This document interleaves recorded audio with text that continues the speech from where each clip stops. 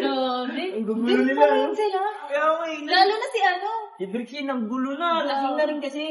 Ay, alam mo ba yung kasi natin tahimik? Oh. Binigyan siya rin ng ultimato. Hanggang Monday na lang daw. Ano yung binigay sa kanyang project? Hanggang Monday na lang daw siya mapapasok. Kawawa siya, di kasi siya nagpapasok no?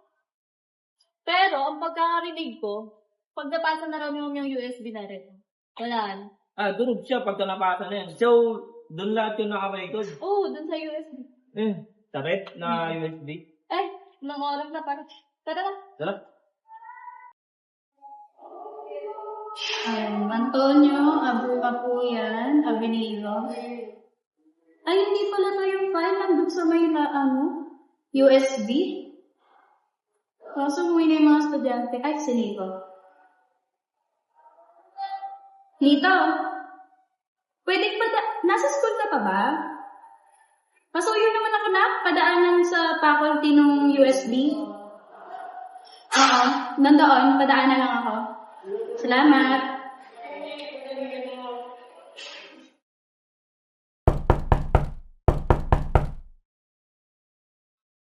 Excuse me, ma'am. Nak, buti nandito ka pa. Di pa, ma'am. Dinaanan ko pa si Joy. Ma'am. Oo.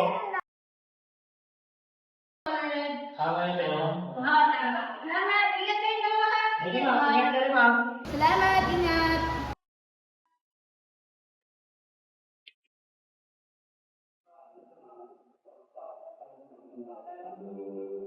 Ayun.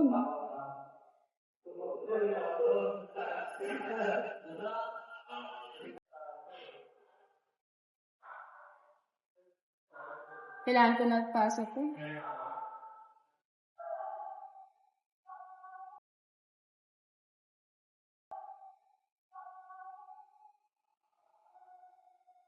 Ma'am, opo, inaayos ko na ma'am.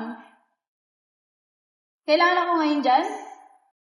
Oo, ginagaling mo na dito. Sige.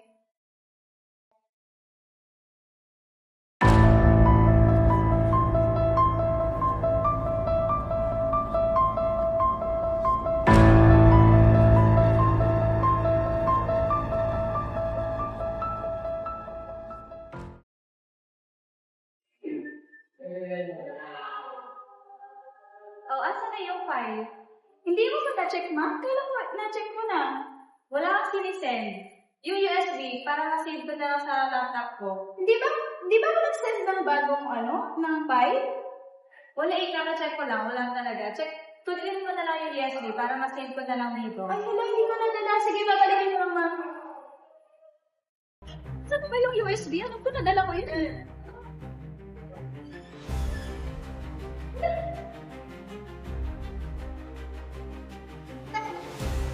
Saan yun? Wala pa naman akong copy nun. Ano? Wala pa ba sila? Aga naman nila. Ito na nga, kinukonta ko na. Lito, Joy, di ba kayo yung nagbigay sa akin ng USB kanina? Opo, ma'am. Buti nabutan ko pa kayo. Nawawala. Wala ba kayong may alam na binigay mo sa akin yung USB? Binigay ko, ma'am. Wala po sa akin, ma'am. Binigay na, ma'am. Sige, salamat. Ma'am! Nasaan na? Wala. Tinanong ko na rin yung dalawang estudyante na nagbigay sa akin. Wala. Alam ko, iniwan ko lang yung palamesa ko eh. At tagal natin yun. Wala tayong ipapasa. At saka, alam mo naman, mahalagang natin yung mga gamit natin. Saka yung mga data na meron tayo. Mamaya, kung sino na lang magkakaroon, ipangalan na lang kung ano. Informasyon niya ng mga estudyante mo. Yun nga, pero alam mo talaga, anong tao sa namin, nakasaksak yung sanapat ko. Hindi na alam naman sa kuhain. Kahit lang talaga tayo na pinapangalagahan natin yung informasyon, lalo na personal information niya ng mga anak natin, ng mga estudyante natin. Saka, paapektuhan mo na yung pagpapasa ng gamit natin. O, paano na tayo ngayon? Magaling mo nga.